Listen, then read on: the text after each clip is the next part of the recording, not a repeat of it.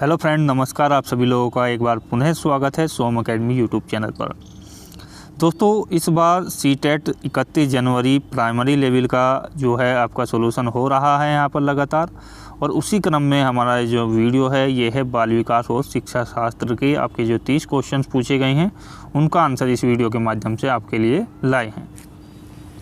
पहला क्वेश्चन है, एक खेल क्रिया के दौरान चोट लगने पर रोहन रोने लगा। यह देखकर उसके पिता ने कहा, लड़कियों की तरह व्यवहार ना करो, लड़के रोते नहीं हैं।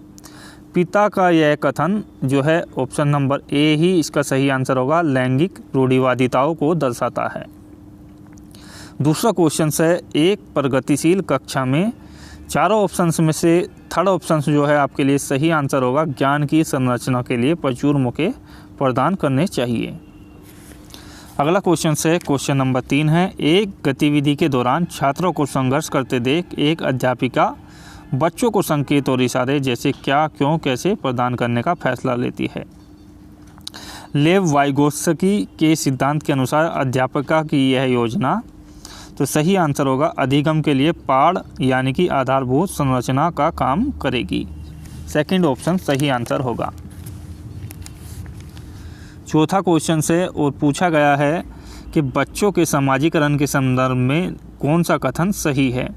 तो पहला ही कथन इसके लिए सही आंसर होगा, विद्यालय समाजीकरण का एक द्वितीयक कारक है और परिवार समाजीकरण का एक प्राथमिक कारक है। अगला क्वेश्चन से, बहुबुद्धि का सिद्धांत जोर देता है, किस पर जोर देता है, एक आयाम में बुद्धिमत्ता और अन्य सभी आयामों में बुद्धिमत्ता निर्धारित करती है, यानी कि सेकंड ऑप्शन। क्वेश्चन नंबर 6 है, लॉरेंस कोलबर्ग के सिद्धांत के अनुसार किसी कार्य को इसलिए करना क्योंकि दूसरे इसे स्वीकृति देते हैं, नैतिक विकास के चरण को दर्शाता है। तो पहला ही ऑप्शन सही आंसर होगा, प्रथा पूर्व चरण को दर्शाता है। अगला क्वेश्चन है नंबर 7 पर आपका क्वेश्चन पूछा गया है, लेव वाइगोत्स्की का सामाजिक सांस्कृतिक परिक्षेप्य अधिगम प्रक्रिया में और खाली स्थान दिया है के महत्व पर जोर देता है। तो सांस्कृतिक उपकरण इसका पहला ही आंसर आपके लिए सही होगा।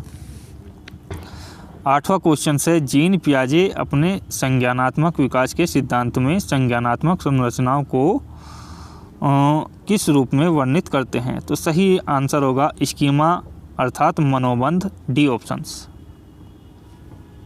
लास्ट वाला ऑप्शंस डी।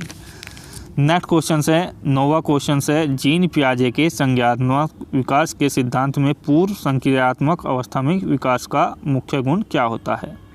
तो दूसरा ऑप्शन सही आंसर होगा, विचार सोच में केंद्रीकरण।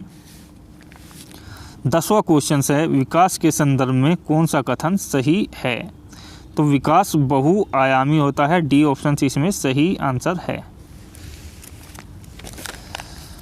क्वेश्चन नंबर 11 है, वीडियो को लाइक कर दीजिएगा। इससे पहले आपके लिए गणित और आपकी पर्यावरण की वीडियो पहले ही डाली जा चुकी हैं, जिसे आप देख सकते हैं हमारे चैनल को सब्सक्राइब करने के बाद। जन्म से किशोर अवस्था तक बच्चों में विकास किस क्रम में होता है। तो पहला ही ऑप्शन सही आंसर होगा, सांवेदिक, मूर्त और अमूर्त, ये 3 क्या है विकास क्रम में होता है। 12वां क्वेश्चन से, एक प्रगतिशील कक्षा में व्यक्तिगत विभिन्नताओं को किस प्रकार देखा जाना चाहिए। सही आंसर होगा चौथा ऑप्शन, अध्यापन अधिगम प्रक्रिया की परियोजना के लिए महत्वपूर्ण। अगला क्वेश्चन है क्वेश्चन नंबर 13, यहाँ पर पूछा गया है 13 क्वेश्चन में, एक समावेशी कक्षा में किस पर जोर होना चाहिए। तो जोर जो होना चाहिए वो चौथे ऑप्शन पर है आपका, हर बच्चे के सामर्थ्य को अधिकतम करने के लिए अवसर प्रदान करने पर आपका जोर होना चाहिए। 14 क्वेश्चन है, दिव्यांगजन अधिकार अधिनियम 2016 के अनुसार कौन सी शब्दावली का प्रयोग उपयुक्त है। तो सही आंसर होगा ऑप्शन नंबर 3 यानी कि छात्र जिसे शारीरिक दिव्यांगता है। क्वेश्चन नंबर 15 की ओर चलते हैं। यहाँ पर पूछा गया है, अधिगम कठिनाइयों से जूझते छात्रों की ज़रूरतों को संबोधित करने के लिए एक अध्यापक को क्या नहीं करना चाहिए। तो यहाँ पर जो है नहीं को अंडरलाइन किया गया है, तो क्वेश्चन का प्रारूप बिल्कुल बदल जाता है। तो थर्ड ऑप्शन इसमें सही आंसर होता है, व्यक्तिगत शैक्षिक योजना बनाना। 16वां क्वेश्चन से, सृजनात्मक की पहचान का प्रमुख लक्षण क्या है? तो अपसारी चिंतन यानी कि दूसरा ऑप्शन जो है ये इसके लिए सही आंसर होगा। 17वें क्वेश्चन की ओर चलते हैं। विविध पृष्ठभूमियों के अधिगमकर्ताओं को संबोधित करने हेतु एक अध्यापक को, जो है सेकंड ऑप्शन के लिए यहाँ पर आंसर के लिए सही आंसर है, विविध विन्यासों से उदाहरण लेने चाहिए। 18वां क्वेश्चन जो लगातार पूछा जाता है, कई बार पूछा जा चुका है, समस्या समाधान क्षमताओं को किस प्रकार सुसाध्य किया जा सकता है? तो सही आंसर पहला ही होगा, लगातार अभ्यास और कार्यान्वयन पर जोर देकर। 19वें क्वेश्चन की यदि बात की जाए तो यहाँ पर पूछा गया है कि अधिगम की अभिप्रेरणा को किस प्रकार कायम रखा जा सकता है? तो सही आंसर होगा दूसरा ऑप्शन, प्रवीणता अभिमुखी लक्ष्यों पर जोर देकर। 20वें क्वेश्चन में दिया गया शब्द है शर्मिंदगी और बाकी का वाक्य हमें पूरा करना है। तो सेकंड ऑप्शन सही आंसर हो जाएगा, शर्मिंदगी का संज्ञान पर नकारात्मक प्रभाव पड़ सकता है। नेक्स्ट क्वेश्चन 21 में अध्यापन अधिगम का सबसे प्रभावशाली माध्यम क्या है? तो सही आंसर होगा सेकंड ऑप्शन, संकल्पनाओं के बीच संबंध खोजना।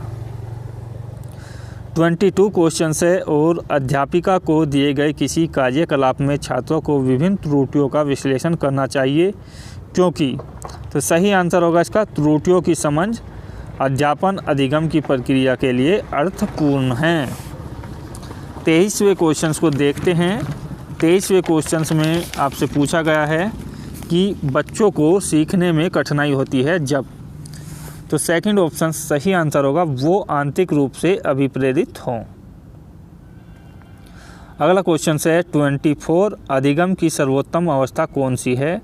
तो संतुलित उत्तेजना और कोई भय नहीं, ये थर्ड वाला ऑप्शन सही आंसर होगा। अधिगम का संरचनात्मक विचार पर सुझाव देता है कि ज्ञान की संरचना में, तो थर्ड क्वेश्चन का इसके लिए ऑप्शन राइट होगा 25 के लिए, और बच्चे सक्रिय भूमिका निभाते हैं, इसमें आपका राइट आंसर हो जाएगा। 26 क्वेश्चन है अधिगम के लिए कौन सी धारणा उपयुक्त है?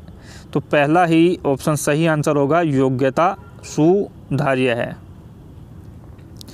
27वां क्वेश्चन है कौन सी परिपाटी विद्यार्थियों में संकल्पनात्मक समझ में बढ़ोतरी करने में सहायक है? तो चौथा ऑप्शन है अन्वेषण और संवाद, ये सही आंसर हो जाएगा। 28 क्वेश्चन्स की ओर चलते हैं। एक कार्य के दौरान सायना स्वयं से बात कर रही है, वह कार्य पर किस प्रकार प्रगति कर सकती है? तो लेव वाइगोत्स्की भाषा और चिंतन सोच के बारे में दिए गए विचार के अनुसार इस तरह का व्यक्तिगत वो क्या दर्शाता है? पहला ही ऑप्शन सही आंसर होगा, संज्ञानात्मक अपरिपक्वता। 29वां क्वेश्चन है मूल्यांकन पद्धति का लक्ष्य होना चाहिए, क्या लक्ष्य होना चाहिए? थर्ड ऑप्शन इसका सही आंसर होगा, विद्यार्थियों की ज़रूरतों और आवश्यकताओं की पहचान करना। 30वां क्वेश्चन है अंतिम क्वेश्चन है, वीडियो को लाइक करने के बाद शेयर जरूर करें ताकि सभी मित्रों को मिल सके ये वीडियो। बच्चों के विकास की व्यक्तिगत विभिन्नताओं को किस प्रकार प्रतिरूपित किया जा सकता है? सही आंसर होगा आनुवांशिकता और पर्यावरण की पारस्परिकता पर, तो डी ऑप्शन सही आंसर होगा। तो दोस्तों आशा करता हूँ वीडियो बेहतर लगा हो, अच्छा लगा हो तो शेयर कीजिएगा, यदि कोई सुझाव हो तो कमेंट्स में बताइएगा। जय हिंद, धन्यवाद, जय भारत।